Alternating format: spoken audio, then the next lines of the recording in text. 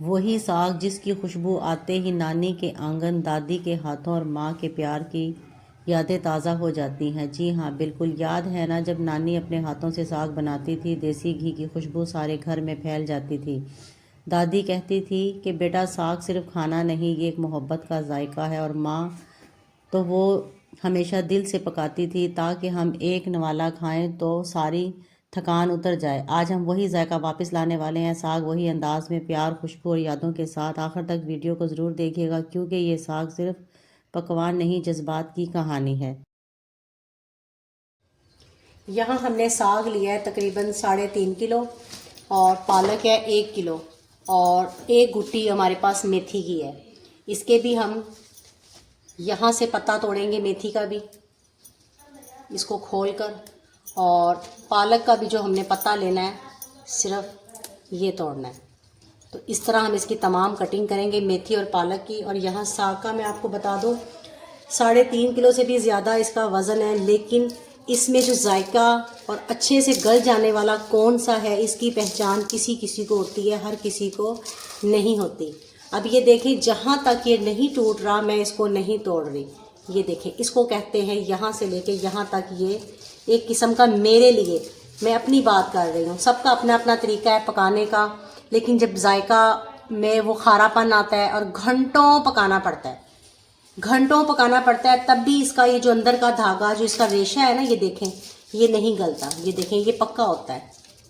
ये देखें, जो खुद से टूट जाए वो कहाँ तक होता है, वो मैं आपको दिखाती हूँ। ये देखें, इसमें इस मुकम्मल टहनी में से मैंने ये निकाला है। ये है मेरे काम की चीज़।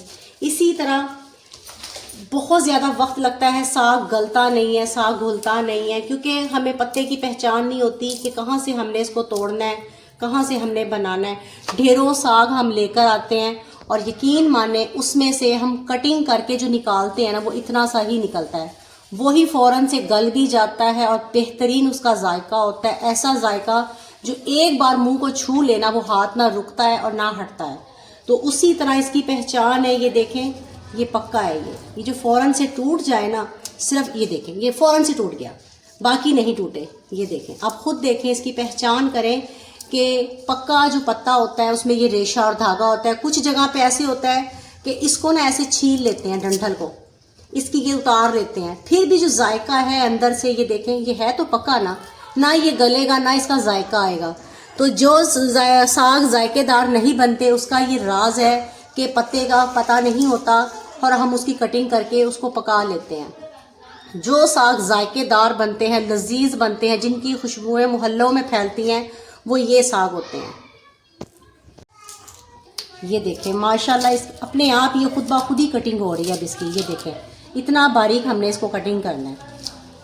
इतना कच्चा ये है ना कि अभी देखें, फ़ौरन से ऐसे इसको मैं हाथ से भी तोड़ के ऐसे ही बड़े बड़े पत्ते पकाऊँ ना, तो इसने 1 से 1.5 घंटे में तैयार हो जाना है। ये देखें, ऐसे इसकी बारीक कटिंग कर लेते हैं। कटिंग करके आपको दिखाते हैं।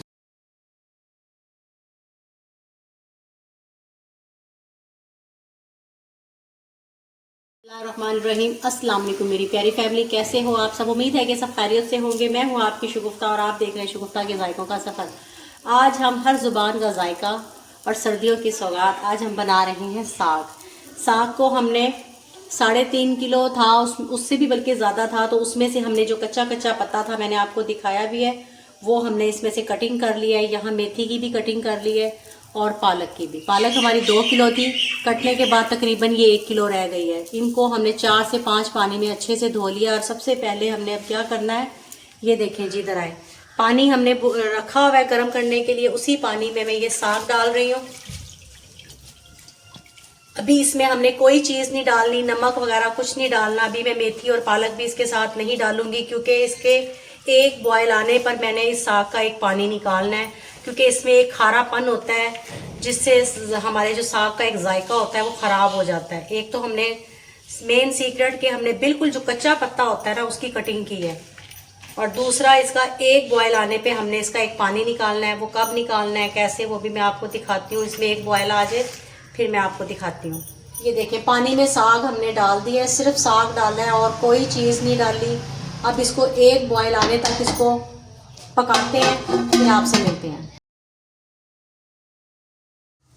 ये देखें जी, पानी को एक बॉयल आ गया है साग में। इसमें अभी तक हमने कुछ नहीं डाला था। अब एक बॉयल आने पे चूल्हा हम स्लो कर देते हैं और इसका ये पानी निकालते हैं और आपको दिखाते हैं। देखें जी माशाल्लाह पानी हमने इसका सारा निकाल लिया है अच्छे से। और पानी मैं आपको फिर से बता दूं कि हल्का सा एक बॉयल आया था, सिर्फ मैंने वो पानी निकाला है। ये ना हो कि आप इसको अच्छे से पकाएं और फिर पानी निकालें। हमने इसका जायका रिमूव नहीं करना, सिर्फ जो खारापन होता है ना वो हमने इसका निकालना है। अब इसमें चीज़ें डालते हैं और पानी डाल के आप। और अब ये देखें मैं इसमें पानी डाल रही हूँ और पानी मैंने डाल लिया है इसमें। और अब मैं इसमें पालक डाल रही हूँ।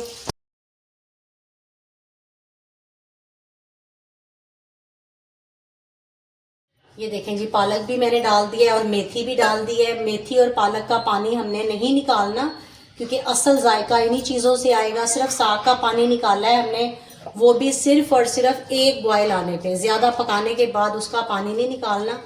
अब इसका जो खारापन होता है, एक ना अजीब सा टेस्ट होता है, वो इसका रिमूव किया है हमने। बाकी पालक और मेथी डाल दी है, पानी डाल दिया है। अब इसको पकाते हैं और दूसरा सामान इसमें डालते हैं। यहाँ डालने के लिए मैंने तकरीबन 6 से 7 टमाटर लिए हैं और 200 ग्राम मैंने हरी ग्रीन मिर्चें ली हैं। इनकी डंडियाँ कटिंग करके धो लिया इनको, वो मैं इस मशीन में डालूंगी। क्योंकि पहले हमारी माएँ, हमारी दादी नानियाँ तो बहुत खपा करती थी, सब कुछ साबुत डाल देती थी, फिर घोटनों के साथ बहुत ज़्यादा मुशक्क़त करती थी। जदीद दौर आ गया तो हमारे लिए आसानियाँ भी हो गई हैं। तो उसके लिए मैंने यहाँ अदरक ली है तकरीबन 50 ग्राम और यहाँ 60 ग्राम तकरीबन मैंने लहसुन लिया है। आप कम ज़्यादा भी कर सकते हैं अपने हिसाब से। अब इन सब का मैं मशीन में डाल लेती हूँ।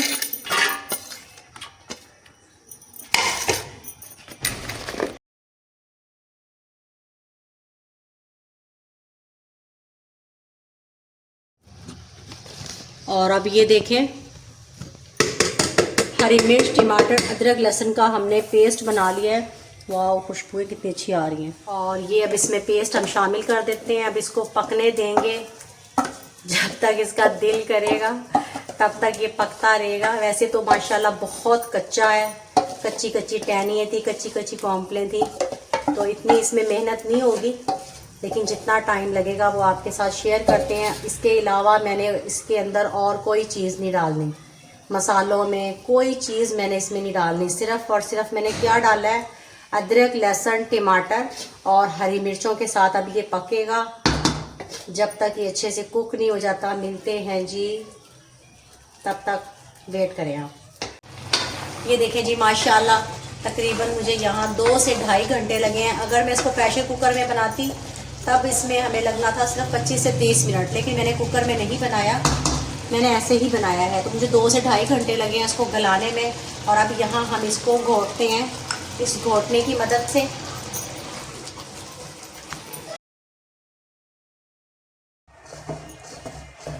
ये देखें जी मुझे 20 मिनट हो गए हैं इसको पीसते को और ये अभी इतना हुआ है। तकरीबन इसको 10 मिनट और इसको पीसते हैं, फिर आपको दिखाते हैं।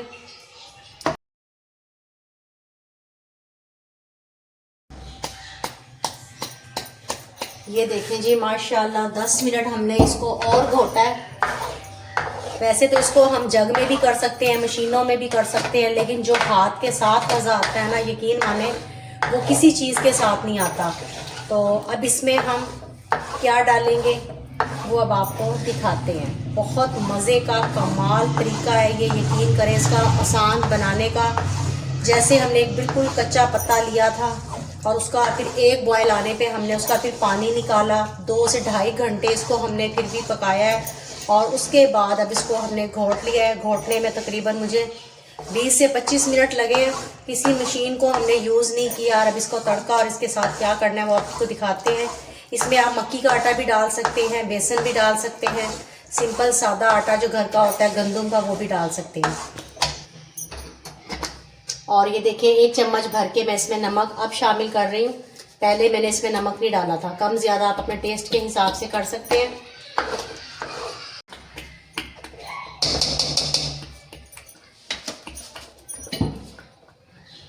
अब इसमें मैं ये गंदम का आटा डाल रही हूँ। आप मक्की का भी डाल सकते हैं, चावलों का आटा भी डाल सकते हैं, जो भी आपको लगे जायके में, जिस फ्लेवर को भी आप पसंद करते हो। लेकिन मैं इसमें गंदम का आटा डालती हूँ। हमारी नानी दादी हैं, हमारी माँ इसी आटे का इस्तेमाल करके इसके साथ इसका जायका बनाते थे। साथ साथ इसको घोटते भी रहते हैं और आटा भी मिक्स करते रहते हैं। जितनी हमें ज़रूरत होगी, 2 चमची है वो करीब मैंने डाल लिया इसमें आटा, और ज़रूरत होगी तो डाल लेंगे। नमक भी मैंने अब शामिल किया है, पहले मैंने नमक भी इसमें नहीं डाला था। शाइन चेक करें आप इसकी माशाल्लाह, जैसे जैसे आप इसको घोटोगे वैसे वैसे इसके ऊपर आपने ना देखिए शाइन आ गई है। थोड़ा सा एक तकरीबन 1 चम्मच के करीब मैं इसमें और डाल रही हूँ और अब इसको घोटेंगे अच्छे से, साथ साथ इसको घोटते हैं। आटा डालने के बाद भी मैंने इसको 3 से 4 मिनट अच्छे से घोटा लगाया है। इसके आप ना शाइन चेक करें कि इसकी शाइन कितनी कमाल की आई है। ये देखें यहाँ बग़ैर तड़के के आप इसको फ्रीज़र कर सकते हैं। जब दिल चाहा निकाल के आपने इसको इस्तेमाल करना है। पराठों के लिए इसके आप पैकेट बना के रख लें, तो छोटे छोटे डब्बियों में डाल कर रखें। इसके पराठा बनाएं, बहुत मज़े का लगता है। बग़ैर जो बंगार का साग होता है ना, उसका पराठा बनाएं, बहुत टेस्टी लगता है। तो मैं तो ऐसे ही करती हूँ, छोटी छोटी डिब्बियों में इसके पैकेट बना लेती हूँ या वैसे डिब्बियों में रख देती हूँ, और जब दिल किया नाश्ते में पराठा बना लिया निकाल कर। तो आप भी इसको ऐसे ही ट्राई करें। चलें जी, अब इसको हम तड़का लगाते हैं। रहीम, ये देखें 1 कप मैंने तेल लिया है, घी नहीं लिया, घी का तड़का। घी का तड़का भी आप लगा सकते हैं, लेकिन मैंने इसमें ऑयल लिया है। और यहाँ मैं प्याज डाल रही हूँ। प्याज मैंने पहले नहीं डाला था, कुछ डालते हैं फैमिलियाँ, हर किसी का अपना अपना एक जायका होता है, अपना एक टेस्ट होता है। तो कुछ लोग पहले से प्याज डालते हैं, लेकिन मैंने नहीं डाला। अल्हम्दुलिल्लाह सबका तरीका अच्छा होता है, लेकिन मैंने आज आपके साथ अपना तरीका शेयर किया है। मैं सिर्फ प्याज सिर्फ इसके तड़के में डाल रही हूँ, और थोड़ा सा बारीक कटा हुआ वो मैंने इसमें डाला है। तो इसको लाइट गोल्डन आने तक हम कलर तक पकाएंगे। और ज़ीरा इसकी जान है, वो भी हम इसमें डालेंगे। ये देखें जी, लाइट सा कलर आ गया है ज़ीरे का, क्योंकि हमने बहुत ज़्यादा डार्क नहीं करना। तकरीबन 1 चम्मच के करीब मैं इसमें ज़ीरा डाल रही हूँ।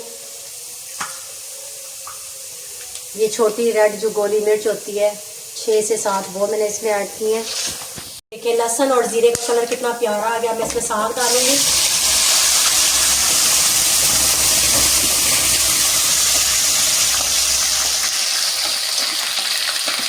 मैंने सारे को तड़का नहीं लगाया, मैंने हाफ लगाया, हाफ मैंने रख लिया है पराठों के लिए। इसके पराठे बहुत मज़े के बनते हैं, तो वो मैंने पराठों के लिए आधा बचा लिया है और आधे को मैंने इसका भंगार लगाया है। भंगार में मैंने लहसुन, प्याज, ज़ीरा और ये अदरक और गोली रेड मिर्च। अब इसको थोड़ी सी देर हम यहाँ पकाएंगे।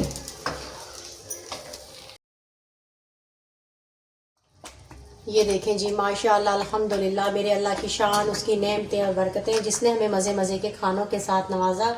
देखें कमाल का, खुशबुएँ कमाल की। यकीन माने ये बहुत मज़े का बनता है। ये बहुत, आप मेरे तरीके से भी ज़रूर ट्राई करिएगा। इंशाअल्लाह ताला आपको बहुत मज़ा आने वाला है। आज की ये रेसिपी आपको कैसी लगी है, ये आपने कमेंट बॉक्स में मुझे ज़रूर बताना है, मुझे इंतज़ार रहेगा। ये देखें जी, माशाअल्लाह माशाअल्लाह। अभी इसके ऊपर हम मक्खन डालेंगे थोड़ा सा, साथ में मक्की की रोटी। कमाल का जायका। अम्मी और दादी के हाथ के बने हुए साग का टेस्ट ना आए तो फिर आप मुझे कहना।